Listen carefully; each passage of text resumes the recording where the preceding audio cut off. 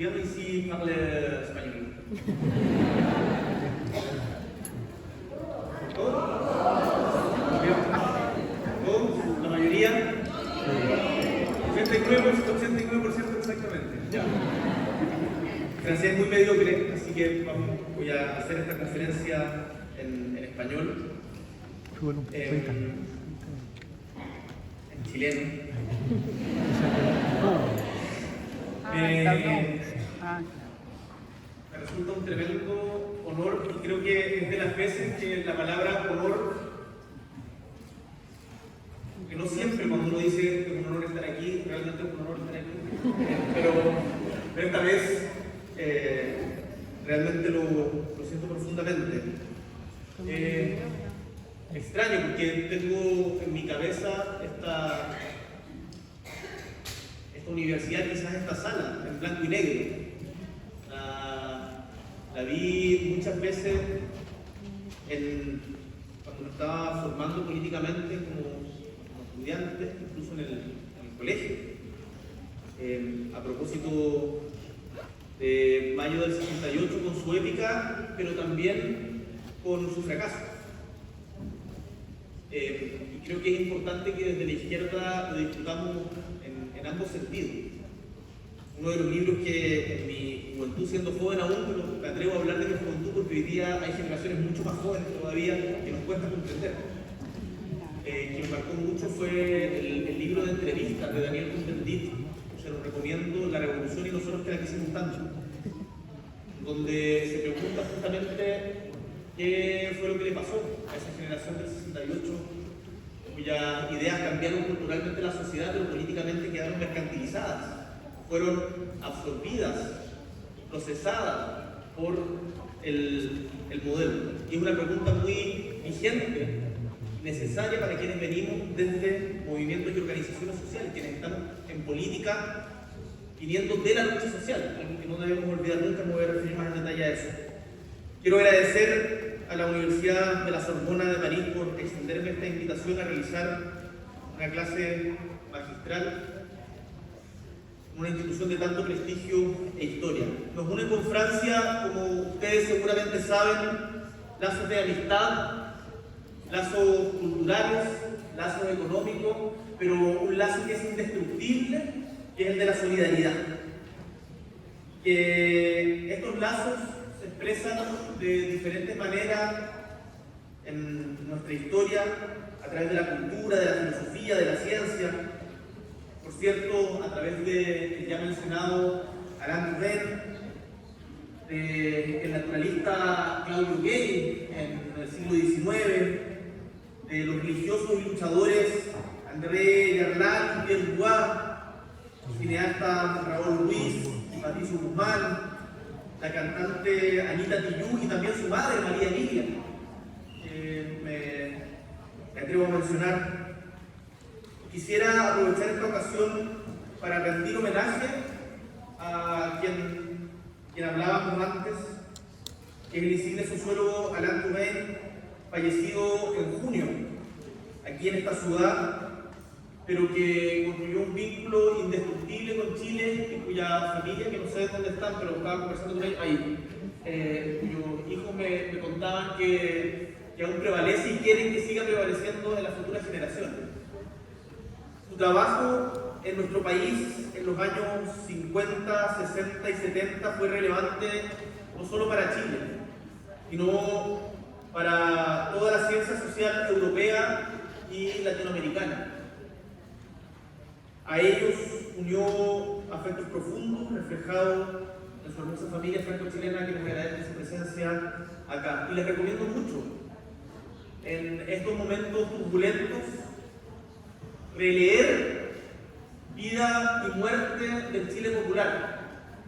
Esa suerte de diario de vida sociológico que escribió en los días previos al golpe, tratando de entender qué es lo que estaba pasando en una sociedad tan convulsionada. Y hay una cosa que me gustaría rescatar, o más bien advertir, más que rescatar, es que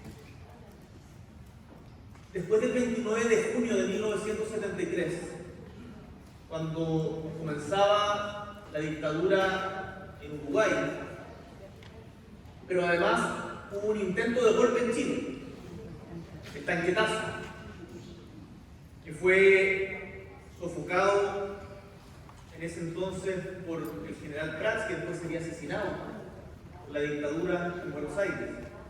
Y Alan Turing escribe en los días posteriores al tanquetazo que él creía que la salida militar no iba a ser posible en Chile, y que por lo tanto íbamos a lograr, digo porque me siento parte de esa tradición histórica, una salida de profundización democrática. Desgraciadamente estaba equivocado en eso, estuvo equivocado, pero lo digo, es interesante que seamos capaces de notar la fragilidad de la democracia, incluso cuando pensamos que todos conscientes que está en crisis, pero de que aún así está segura. La democracia no está asegurada. Y por eso tenemos que defenderla, y quiero referirme y centrar esta conferencia en una preocupación que debe ocuparnos a todos, que es justamente cómo fortalecer la democracia. Quiero compartir algunas reflexiones sobre los desafíos de nuestro tiempo desde el cargo que hoy me toca habitar, que es la presidencia de la República de mi país. Me voy a referir a algunas de las amenazas que tiene la democracia desde una perspectiva crítica, y voy a intentar humildemente abordar de cómo los gobiernos progresistas pueden dar respuesta a las arremetidas autoritarias de cualquier puño y profundizar la democracia para avanzar hacia una de tipo más sustantiva. Finalmente voy a compartir con ustedes parte de los esfuerzos que estamos haciendo en Chile para avanzar en esta dirección, y quiero decirles que esta gira europea, que está termina el día de mañana acá en París, me ha invitado también a muchas reflexiones, a reflexiones políticas de fondo. Y hay una que quiero destacar, que tiene que ver con la necesidad de la unidad de los sectores progresistas. La familia política de la cual yo vengo, tuviéramos que hacer un símil en Europa, estaría más cerca de Syriza en Grecia, de Die Linke en Alemania, de la France Insoumise acá en Francia, de Podemos en España y de movimientos de esas características. Sin embargo, en Chile tenemos una alianza, la cual yo creo tiene profundo sentido entre la izquierda y la centro-izquierda. Y hemos visto cómo en Europa, y esto me lo decía la presidenta de Dinamarca hace poquito en una conversación larga que tuvimos en el marco de la cumbre CELAC-UE, hoy día, cuando se juntan los gobiernos progresistas, se juntan solamente 5. Hay en este momento, de los 27 miembros de la Unión Europea, 5 gobiernos progresistas en Europa. Y esa familia política a la que yo hacía referencia ha ido por diferentes motivos, con diferentes realidades, pero con amenazas comunes. De una u otra manera, también retrocediendo. El bloque de izquierda en Portugal, también. Y por lo tanto tenemos que preguntarnos políticamente por cuál es nuestra táctica si es que creemos tener objetivos comunes, en particular lo pienso desde América Latina, pero hay uno que debiera ser común a todos nosotros, que es el fortalecimiento, primero defensa, pero no solo defensa defensiva, sino defensa también ofensiva de lo que entendemos por democracia. Y ahí creo que la unidad de las fuerzas progresistas es insoslayable para aquello, y es difícil. A nosotros en Chile nos ha costado, todavía no termina de cuajar, muchísimo. Pero creo importante destacarlo porque las amenazas que tenemos al frente son mucho mayores, y eso no necesariamente significa renunciar al compromiso de transformación estratégica y estructural que tenemos y es el cual nos guía. Ustedes saben que en septiembre se cumplirán 50 años desde el golpe de Estado en Chile, que impuso un régimen de terror, impuso pobreza, impuso muerte en nuestro país, y dejó una herida muy profunda que hasta el día de hoy sigue abierta, como además resulta evidente en el contexto del debate que se ha dado a propósito de los 50 años. Hemos tenido avances en los 30 años democráticos, sin lugar a dudas, pero aún son muchas las deudas que Chile arrastra en materia de verdad, justicia, preparación y garantía de no repetición. Y en ese sentido, nosotros como gobierno nos hemos comprometido no solo a mantener firme el mástil de la memoria, sino también a seguir buscando la verdad. Es algo tan básico que decirlo debiera resultar obvio, pero hoy día no lo es, no lo ha sido. Mientras nos sigan faltando nuestros desaparecidos, no vamos a dejar de buscar. No vamos a dejar de buscar.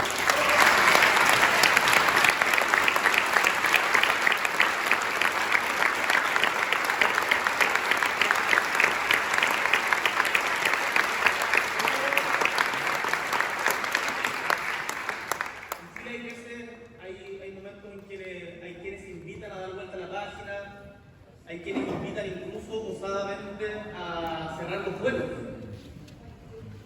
cuando todavía tenemos casi 1000 personas que no sabemos dónde están. Y por lo tanto el compromiso con la verdad y con la justicia tiene que ser por parte del Estado más sustantivo. Yo no quiero en ningún caso desconocer los esfuerzos que se han hecho hasta ahora, no me corresponde desde mi rol. Solo quiero decir que el Estado puede hacer más y vamos a poner toda nuestra energía en eso. Los invito a leer las entrevistas que ha dado nuestro ministro de Justicia, Luis Cordero Vega, justamente respecto a este tema. Ahora, me anima una esperanza que puede parecer ingenua, pero tengo una ingenuidad provinciana a la cual no estoy dispuesto a renunciar. Que es que en este aniversario los chilenos y chilenas seamos capaces de tener una mirada común en ciertos aspectos básicos. Que a partir de la condena común que hoy todos pregonan respecto a las atrocidades del pasado, sostenga para el presente el valor universal de los derechos humanos y la importancia de fortalecer la democracia. Y no me voy a cansar de repetir esta frase, a quienes han venido conmigo en la gira quizás se aburren de escucharla, pero a mí me hace mucho sentido en estos momentos, y de comprometernos a que cuando en democracia tenemos problemas, vamos a resolver esos problemas con más democracia y no con menos.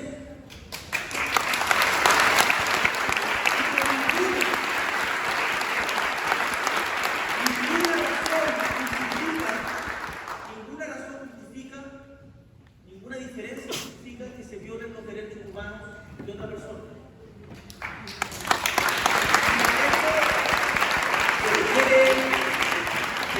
La memoria, una memoria que movilice, que nos permita saber quiénes somos, que nos permita entender de dónde vinimos, que nos dé un suelo firme para proyectar los sueños, anhelos y esperanzas que tenemos en este futuro compartido. Es precisamente en estos momentos en que no hay ni debiera existir un doble estándar respecto de condenar la discriminación, la intolerancia y todo discurso de odio, porque cuando relativizamos nuestros principios democráticos según la simpatía que tengamos por el gobernante de turno que vulnera justamente derechos humanos que a nosotros nos parecen importantes defender, es cuando nuestra posición se debilita. Y en esto, ustedes han visto, podemos haber tenido diferencias con algunos otros liderazgos del mundo progresista y de la izquierda en el último tiempo.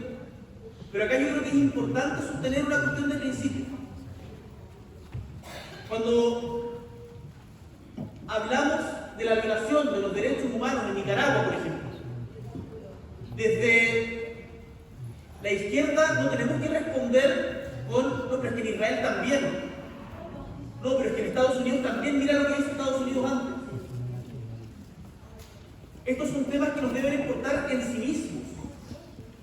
He tenido la oportunidad de conversar con Yoconda Belli, con Sergio Ramírez, o de conocer lo que ha sufrido Dora María Telles, excomandante del Frente Sandinista. Y la verdad, en cualquier país, Nicaragua es un ejemplo, quizás uno de los más groseros en este momento, pero en cualquier país, incluido por cierto el nuestro, en donde alguien, ocupando las banderas de la izquierda, meta preso a sus adversarios por el hecho de ser adversarios, coarte la libertad de expresión, violen los derechos humanos de sus opositores, tenemos que ser capaces también de levantar la voz mañana, estimados y estimadas, podríamos ser nosotros. Y creo que es tremendamente importante que ese estándar firme respecto a estos principios lo defendamos, aunque sea difícil, aunque a veces sea impopular. Hemos escuchado muchas veces hablar de los contextos. La historia y el debate político es necesario para profundizar siempre en las causas y en qué es lo que nos lleva a las crisis y cuáles son las diferencias políticas que llevan a las crisis en las que en algún momento estamos o en las que hemos estado en el pasado. Pero eso no nos puede llevar a negar los avances civilizatorios que hemos tenido como humanidad. Ahora, quiero, a propósito de la experiencia chilena, aprovechar la instancia para, por cierto, agradecer algo que hablábamos antes, la solidaridad internacional, y en particular de Francia, durante esos años duros. En particular, la del embajador de Francia de la época, Pierre de Menthon y François, y todo el equipo de la Embajada de Francia de la época, y de tantos otros que quizás no conocemos, pero que son héroes anónimos de profunda humanidad y valentía. Hoy día, en la municipalidad, tuve la oportunidad de conocer a una señora chilena, ya con acento que le gustaba pronunciar la R, que llevaba 50 años acá, y su hija cumplía la próxima semana 50 años. Había tenido a su hija en la Embajada de Francia en Chile. Perseguida por la dictadura, había encontrado asilo y había sido recibida, acogida, imagínense, en esos momentos, en la Embajada de Francia en Chile. Esa es una solidaridad en donde se corta el cordón umbilical de la guagua, pero el cordón umbilical de la solidaridad es imposible de cortar. Y por eso, de nuevo, 50 años después, me atrevo a agradecer profundamente esas muestras de valentía y coraje. Hoy día estamos viendo en el mundo cómo consensos fundamentales como son la vigencia y la primacía de los derechos humanos retroceden, pero acompañado también, y esta combinación es la que me parece particularmente grave, acompañado también de una desafección ciudadana hacia la democracia, tanto en términos históricos como en términos actuales. Ahí hay una pega que no estamos haciendo bien y que no basta con echarle la culpa a, por ejemplo, quienes votan por la ultraderecha o quienes tienen una posición distinta a la nuestra.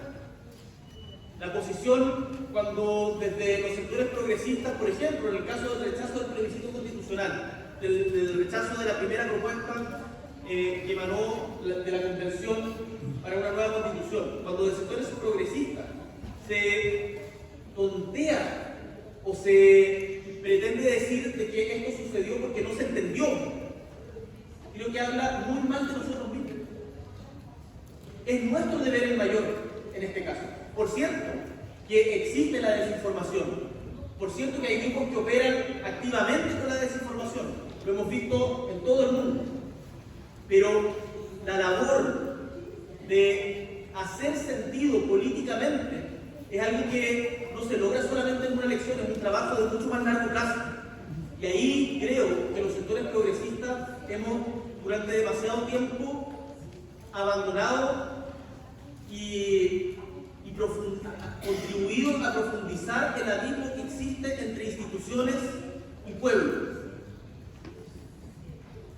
El otro día lo pensaba de la siguiente manera, en particular cuando uno tiene labores o responsabilidades de gobierno, es un deber amar más al pueblo propio, del cual se es parte, que a una idea determinada.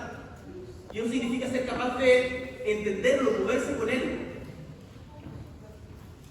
Hoy día vemos que ninguna sociedad, ningún país está exento de la tentación de atajos que eventualmente nos pueden conducir a progresiva pérdida de lo que entendemos por democracia, a fórmulas simplistas por fuera de la política democrática que encuentran atajos a desafíos que son complejos.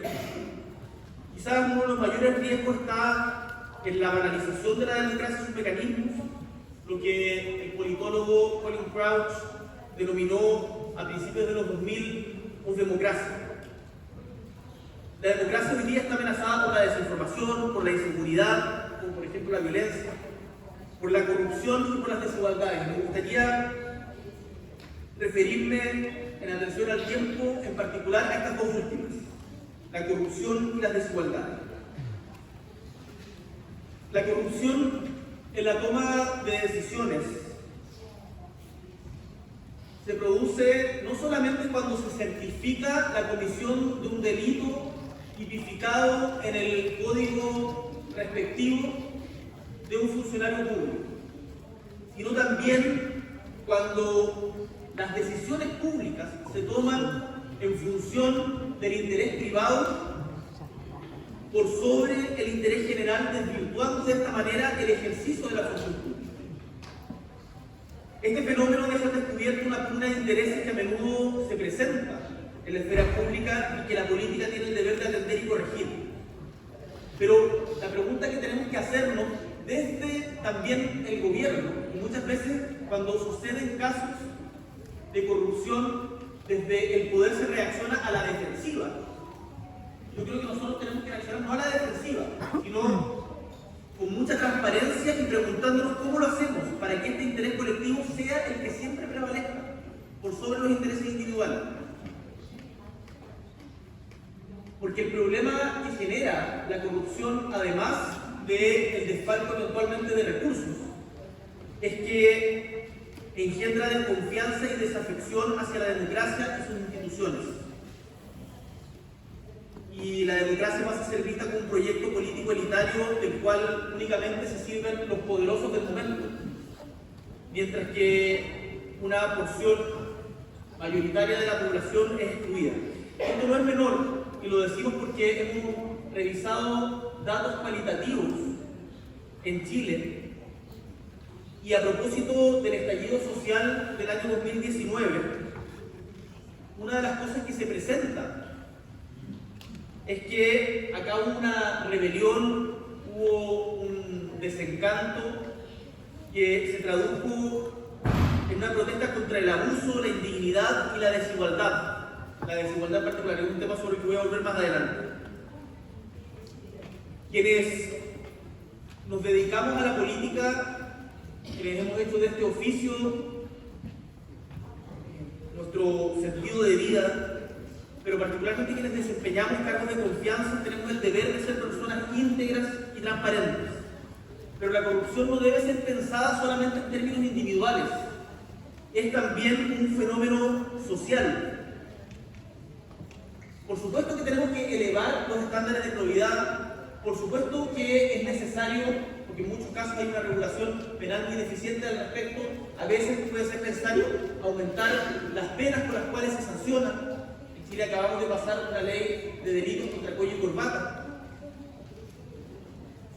Y tenemos que mejorar los mecanismos de control y transparencia en la toma de decisiones públicas.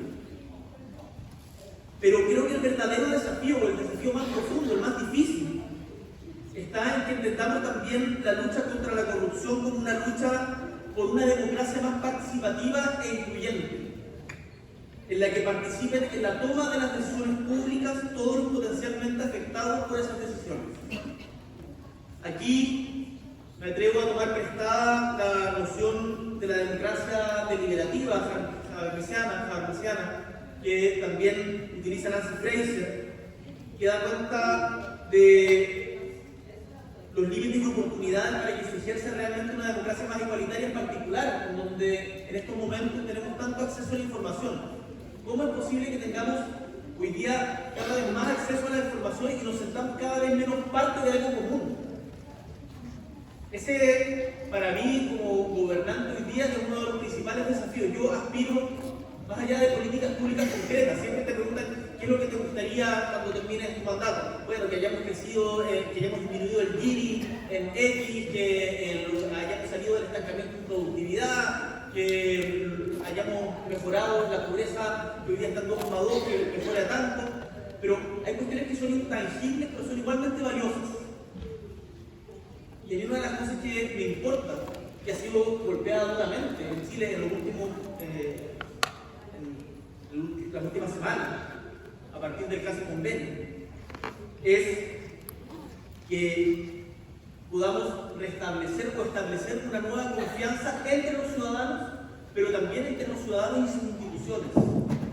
Las instituciones al final del día, junto con la cultura, que eso da para otro debate quizás muchísimo más largo, pero es las instituciones con la cultura la que en países como el nuestro nos dan el sentido de unidad nacional. Y cuando esa unidad nacional se debilita, cuando no hay cohesión social, las sociedades se quiebran. Entonces, la lucha contra la corrupción, cuando la pensamos desde esta manera, como también una lucha no solamente por regular conductas individuales, sino como una lucha por el fortalecimiento de la democracia, me parece que adquiere otro sentido y otro valor. Y aquí paso a la segunda amenaza a la democracia que me interesaba resaltar, que es la de las desigualdades. Alain Touraine, en una de sus últimas entrevistas que dio en Chile, nos dijo que lo que distingue a las sociedades democráticas de aquellas que no lo son es la solidaridad entre sus ciudadanos. La solidaridad expresada en un Estado que protege y cuida a sus ciudadanos. La institucionalización de la solidaridad, por supuesto, en sociedades no democráticas, que les voy a decir acá, en Francia en 1943-44 se veía solidaridad. En la misma dictadura, claro que había solidaridad. Pero la solidaridad, cuando se expresa institucionalmente, también es signo de una democracia viva. No es el mejor nombre de este momento, pero una democracia que late con fuerza. La solidaridad entre ciudadanos que se ven y se respetan como iguales. La solidaridad que también se extiende más allá de nuestra frontera. Ahora estamos hablando como presidente de un país, quiero hablar desde la perspectiva del país que represento, pero hay muchos de los desafíos que estamos viviendo y entonces se me ha hecho muy evidente en esta gira que van mucho más allá de las fronteras nacionales. A la crisis climática, ustedes saben, no les importa que en Colchane esté la frontera con nuestros países hermanos. No les importa cuál es el paralelo en el cual se estableció el hito 1 con Perú. La crisis climática arrasa igual. El fenómeno de la migración, tanto en Europa como en América Latina, no reconoce fronteras tampoco. Y por lo tanto pensar que vamos a poder solucionar el tema solamente en términos dentro del Estado-Nación es, creo, tremendamente equivocado. Y por eso la cooperación, el multilateralismo, la cooperación entre países y el respeto al derecho internacional es el respeto que mejora, por cierto, el derecho internacional es tremendamente importante. Permítanme contarles algo también de aprendizaje de esta gira. Tuve la oportunidad de reunirme en Bruselas con la presidenta de la Asociación Mundial de Comercio, Ngozi, ella es de Nigeria, fue ministra de Hacienda de Nigeria en 2 periodos. Y yo, de estudiante, la imagen que tenía de la OMC era una institución servil del capitalismo. Así como antes se hablaba, me empiezo a relajar cuando voy a hacer las cuñas. Ceñirme. No, pero lo que le quería decir respecto a eso.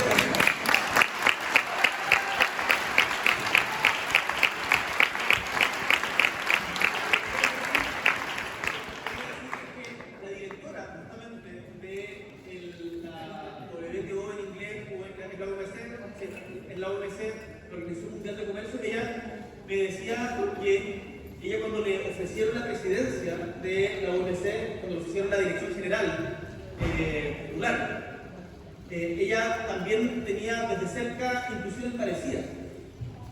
Pero lo bonito fue, esto es entender que depende de nosotros como humanidad cambiar las cosas. ella me comentó cómo estaba tratando desde dentro, a propósito de la experiencia que había tenido en Nigeria, un país de 220 millones de habitantes, de tratar de cambiar esta institución mundial. ¿A qué voy con esto? Es que muchas veces nos dicen que los cambios son imposibles y que las grandes instituciones no se van a mantener siempre como tal, y tienen una inercia que es más fuerte que la voluntad de los hombres y mujeres que las componen. Yo los quiero invitar a que ustedes se crean el cuento de que eso no siempre es cierto. Sí es cierto que hay una inercia institucional muy grande, lo estamos viviendo hoy día desde el Estado, los márgenes del Estado son muy pesados.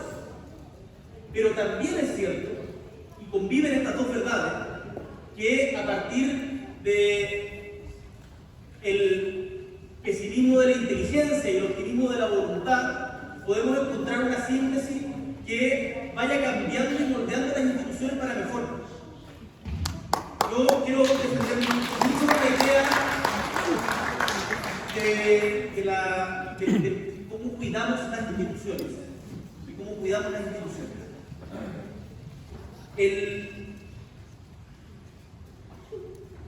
Vuelvo a la solidaridad a propósito de la desigualdad.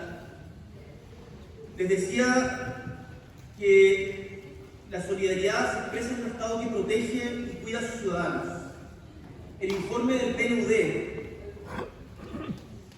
del Programa de las Naciones Unidas para el Desarrollo del 2017, sobre orígenes y cambios de la brecha social en Chile, ya daba cuenta entonces que los grandes índices, los buenos índices macroeconómicos en el país, escondían una realidad que era menos auspiciosa, porque los frutos, las oportunidades del progreso no alcanzaban a todos por igual. Ustedes se acordarán que antes del estallido social era una serie de declaraciones, para ser elegantes, desafortunadas de autoridades de la época, que hablaban de Chile como un oasis en América Latina, de que era bueno levantarse temprano para ir al consultorio, la gente se levantaba temprano para ir a socializar al consultorio, no porque en verdad la salud pública estuviera funcionando, de esa característica. Y creo que durante mucho tiempo en nuestro país nos mareamos con un discurso oficial en donde presentábamos hacia afuera los grandes éxitos de Chile, que son ciertos, y de los cuales vale la pena enorgullecernos, pero que no son suficientes en sí mismos para sostener la cohesión social. Entonces, las grandes tasas de crecimiento durante tanto tiempo, el haber disminuido la pobreza durante tanto tiempo, desde la llegada de la democracia, que son el aumentar la matrícula en educación, que son logros importantes y que tenemos que destacar y que no se tienen que negar, acá no tenemos que elegir entre uno u otro. Eso no esconde que no hayamos sido capaces como país de enfrentar una desigualdad que era profunda y que en términos estrictos se ha mantenido profunda, no necesariamente ha aumentado, depende del año que uno lo mida, pero se ha mantenido muy profunda, pero que sociológicamente se ha vuelto una brecha que a veces resulta insalvable. Y por lo tanto, tener una visión crítica respecto del periodo histórico inmediatamente anterior al que vivimos no significa que veamos la historia en blanco y negro. Y esa es una síntesis que estamos intentando lograr hoy día políticamente en la alianza entre la izquierda y la centroizquierda. Ustedes saben que han habido muchas querellas, una suerte de querellas generacionales permanentes en el debate. Escucha que es necesario el diálogo intergeneracional. Esa es otra cosa que me da mucho gusto ver acá, la composición del salón. Y acá claramente hay un diálogo intergeneracional. Ojalá después tengan la oportunidad de conocerse, entre quienes no se conocen, y formen algún grupo, vayan a tomar cerveza en una parte, todos juntos, y puedan conversar, porque en Chile una de las cosas que perdimos, por otros motivos, y esto da para menos no debate, fue el diálogo generacional. Mi generación, yo nací en 1986, el año decisivo, yo nací en 1986 y nuestra generación que se formó al calor de las movilizaciones. tomó muy intuitivamente. Nosotros no teníamos grandes referentes inmediatos con los cuales conversar. Yo siempre me acuerdo, y esto lo he contado en alguna otra parte, he tenido la oportunidad de conversar con quienes tuvieron un rol activo en la década de los 70, que hoy día tienen más de 80 años. Y uno de ellos, Lucho Mayra, me contaba cómo él había visto en el pedagógico una conferencia no de Luis Emilio Recabarren, sino de el principal, Malaquías Concha, se me fue ahora el nombre, pero uno de los principales dirigentes fundadores del Partido Comunista de la época, Elías Lafrente. Como ahí uno veía que en la historia de Chile, el mismo Salvador Allende cuenta de ello, se había ido generando un circuito generacional que había enriquecido mucho la cultura política de nuestro país. Eso yo creo que es muy importante recuperarlo. Las querellas acá, nadie es bueno por ser joven en sí mismo. La juventud no es una virtud per se. Como el mismo Allende decía en Guadalajara, hay jóvenes viejos y viejos jóvenes, entre ellos me encuentro yo. Y también es cierto, hay jóvenes viejos. Y lo importante son las convicciones que defendamos, y las convicciones se pueden defender, como muestra la misma experiencia de Ben Frey, con 90 años o con 14. Y es importante que seamos capaces de dialogar entre nosotros. Ahí hay algo que se nos quebró en Chile que estamos tratando de recuperar. Vuelvo al tema de la desigualdad.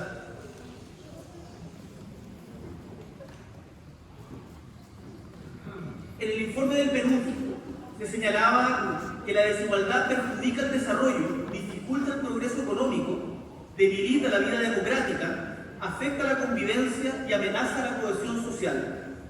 Reducirla no es solamente un imperativo ético, sino que también es una exigencia para la sostenibilidad y el desarrollo de los países. Y en esto comparto plenamente los planteamientos del profesor teórico Michael Sandel en cuanto a que sería un error no ver más que la faceta de intolerancia y fanatismo que encierra la protesta populista. Es más que eso. Tenemos que tomar en serio los agravios legítimos con los que se enredan estos desagradables sentimientos. Por eso es un error ningunear y apuntar con el dedo como una suerte de negación del sujeto, de negación de la agencia a quien en un momento determinado está pensando diferente a nosotros o está votando distinto a nosotros.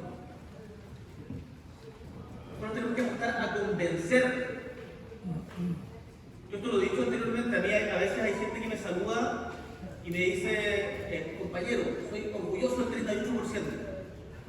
Le digo, si nos quedamos en el 38% vamos a seguir siendo minoría. Por lo tanto, tanto orgullo no quiero ser minoría. Yo quiero ganar. Estamos en política para ganar, no para solamente dar testimonio.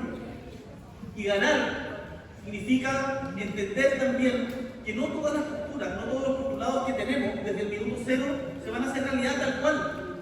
Significa una conversación que es difícil. La política a veces es aburrida porque significa, en términos ideológicos, esto no recuerdo quién se lo leía hace poquito, significa necesariamente pactar con el diablo.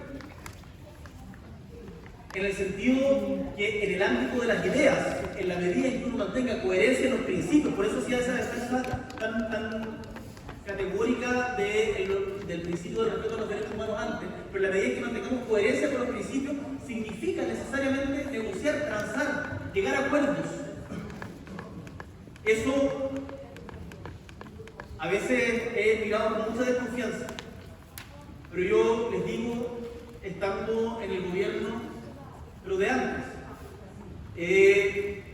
reconozco el profundo valor que tienen llegar a acuerdos. Al final la política, de lo que se trata es el arte de ponerse de acuerdo con quien piensa distinto a uno. De eso se trata la sociedad. Yo no quiero vivir solamente con quienes piensen igual que yo, piensen igual que yo. Y ahí tenemos un problema en las redes sociales que nos van estimulando eso, el Mi algoritmo de Instagram es terrible, me muestra puro asado, cuestiones de fútbol y cuestiones de política. Y como para que me junte y se empiece a seguir a más personas que hacen exactamente lo mismo. Yo, no sé, quiero conocer de gatos a veces, o me interesa algo de otro tipo de música, conocer otras cosas, preguntarme otras cosas. Necesitamos complementariedad, no uniformidad. Y eso también es algo que otorga y un valor que tiene la democracia. Cuando no hay democracia, se pierde esa diversidad. Y hoy día estamos perdiendo esa diversidad socialmente. Yo creo que ahí hay un desafío gigante.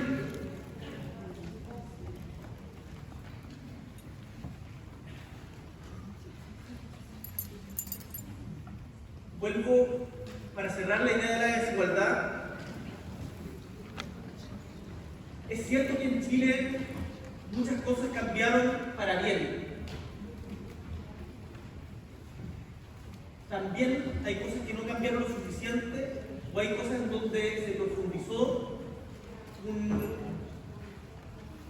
espíritu de sálvate por ti mismo, que yo personalmente creo no es positivo y no nos ayuda a ser mejores como sociedad. Un ejemplo de esto es el caso paradigmático de la educación, las luchas de las cuales venimos. La educación durante las últimas décadas se transformó para muchos en un negocio más que en un derecho. Fuimos transitando desde el aumento de la matrícula, por cierto, muy importante. Hoy día uno de los principales desafíos que tenemos a propósito de la pandemia es recuperar justamente la matrícula y la asistencia, pero también se transformó en una mezcla de abandono, en particular la educación pública, perfecta segregación social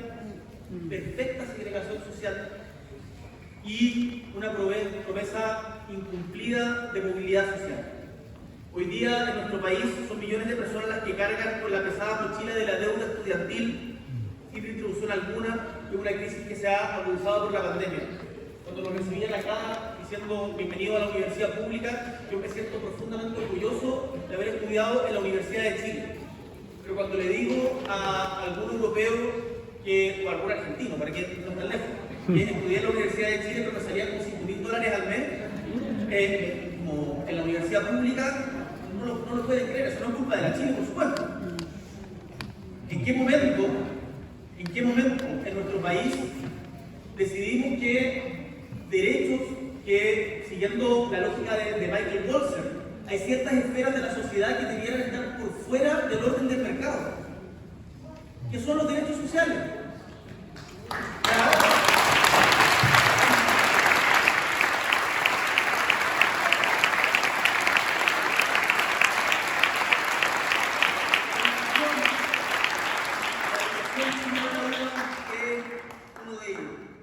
La educación, las pensiones, la salud.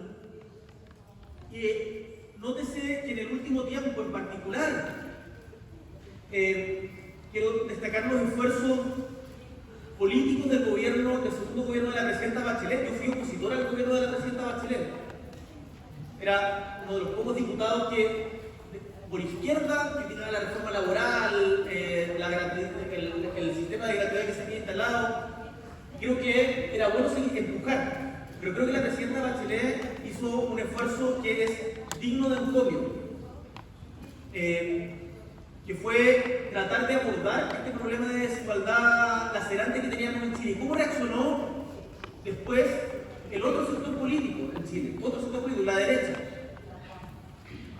Hay un momento que yo temo que políticamente olvidemos, que es cuando el ministro del Interior del recién asumido entonces presidente Piñera va a un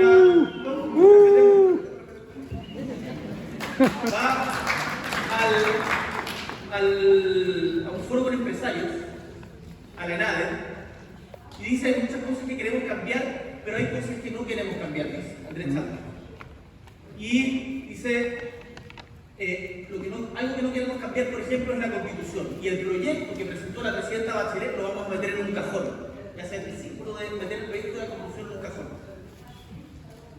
Yo me imagino que durante el estallido social, e incluso durante los últimos años, se deben haber arrepentido mucho de haber pensado de esa manera.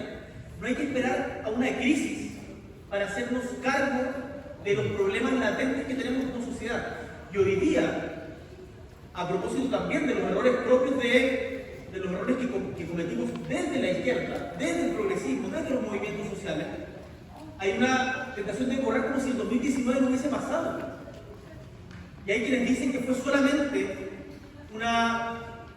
hay algunos que lo tildan incluso de estallido delictual, como si no hubiese habido nada más. Yo creo que ahí hay un profundo error que no puedo dejar de hacer notar.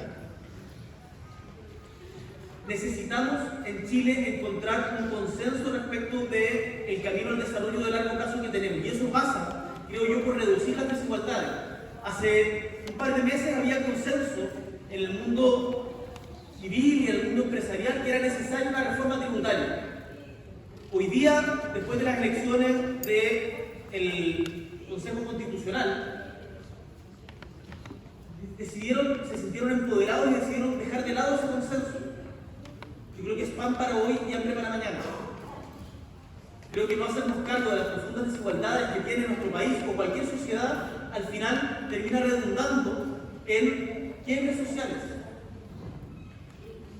Hoy día estamos avanzando hacia la construcción de un Estado social y democrático de derecho que garantice derechos sociales a todas y todos sus habitantes sin discriminación. Hemos asumido ese mandato popular sin olvidar que nuestro origen está en los movimientos sociales y que nuestro objetivo es garantizar una vida digna para los chilenos y chilenas.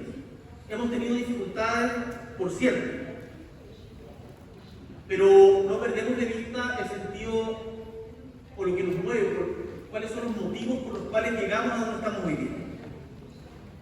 Nuestra convicción, y así lo he planteado en nuestro país, es que una distribución más justa de la riqueza que todos generamos y una mayor igualdad social, no solamente en términos económicos, sino en los términos que lo plantea el PNUD en el informe, que plantea una igualdad de trato, una igualdad de género, un trato con respeto a los pueblos originarios. Es algo que tiene profundo sentido y nos va a hacer mejorar como país. De eso se trata, por ejemplo, la reforma tributaria que le hemos propuesto a Chile. De eso se trata también la reforma previsional. Lo que estamos buscando en nuestro país es no llenar al Estado de más recursos, sino un pacto fiscal que de manera responsable pueda financiar en el largo plazo los derechos sociales que tenemos la convicción que debieran estar por fuera de la esfera del mercado. Voy terminando contándoles en lo que sí hemos avanzado, porque la política no puede ser solamente promesa, tenemos que ser capaces de mostrar logros para que a la gente le haga sentido también. Quizás algunos recordarán que nuestra hoy día ministra, vocera general de gobierno, Camila Vallejo, que fue una de las principales líderes del movimiento estudiantil del 2011, el año 2017 presentó un proyecto de ley para reducir la jornada laboral a 40 horas. En ese momento se le dijo de todo, que era imposible, que Chile no estaba preparado, se burlaron. Sin embargo, cuando llegamos al gobierno, nos propusimos empujar esta iniciativa, no porque sea un proyecto de nuestro sector, sino porque tenemos la convicción que la pregunta por el tiempo libre, la pregunta por la calidad de vida, debe ser central, no solamente en la relación entre capital y trabajo, sino también qué es lo que hacemos o cómo generamos mayor tiempo libre y una mejor calidad de vida para nuestros ciudadanos y ciudadanas. Y logramos aprobarla, pero lo interesante es cómo logramos aprobarla. Logramos aprobarla una gente que tenía férreos opositores que se veía imposible mediante diálogo social. Y diálogo social, por sobre todo, con quienes pensaban distinto a nosotros. Lo hicimos con organizaciones de trabajadores que tenían legítimas desconfianzas respecto de modificaciones en este sentido. pero también con grandes, pequeños y medianos empresarios. Y en este camino logramos ir sumando voluntades de muchos que en principio lo veían con escepticismo o abiertamente estaban en contra. Y acá vuelvo al origen de este debate, que es la democracia. La democracia se fortalece cuando nos damos un poquito de tiempo más de conversar entre todos. Acabamos en Chile de lanzar la Estrategia Nacional del Litio, por ejemplo. Yo tengo plena conciencia de que no puede haber Estrategia Nacional del Litio si no es conversando con el concepto de pueblos atacameños, con quienes habitan los salarios de los cuales estamos hablando. Tenemos que incorporar en la democracia todos los ejercicios.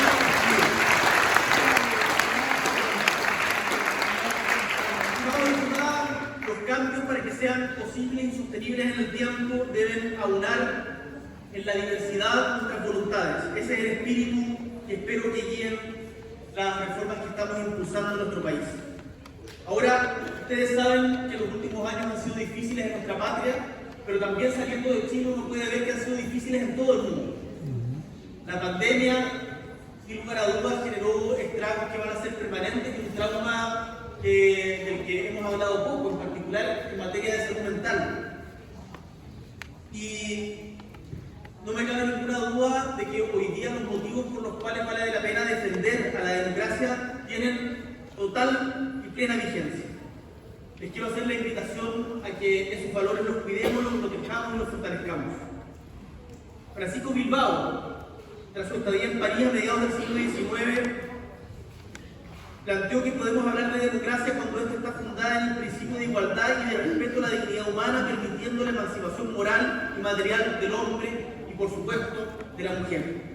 Abogó entonces Bilbao, en el siglo XIX, por la participación de los excluidos, de los obreros y artesanos con quienes se reunió la sociedad en igualdad, con la conciencia de que los procesos colectivos siempre son más largos y más complejos que las historias de éxito o de redención individual, que se pueden presentar con muchas luces, pero que al final en sistemas desiguales son estrellas fugaces en un universo que tiene mucho más de oscuridad desconocida. Este es el camino que los progresistas, los reformistas, los demócratas debemos seguir transitando. Al igual que hace 53 años, 52 años nos invitara Allende en su discurso de Naciones Unidas para que los grandes valores de la sociedad prevalezcan y no sean destruidos. No se trata, estimados y estimadas, solo de enfrentar a quienes actúan de modo corrupto en la sociedad, ni apuntar con el dedo a quien piensa distinto a nosotros. No se trata solo de combatir la desinformación, sino de generar condiciones para que las personas y comunidades se puedan expresar en su diversidad más pluralmente. Se trata de avanzar hacia sociedades que no se corrompan, no solo personas. Se trata en definitiva, como nos enseñó el presidente Allende, de combatir los problemas de la democracia con más democracia. Siempre. Muchísimas gracias.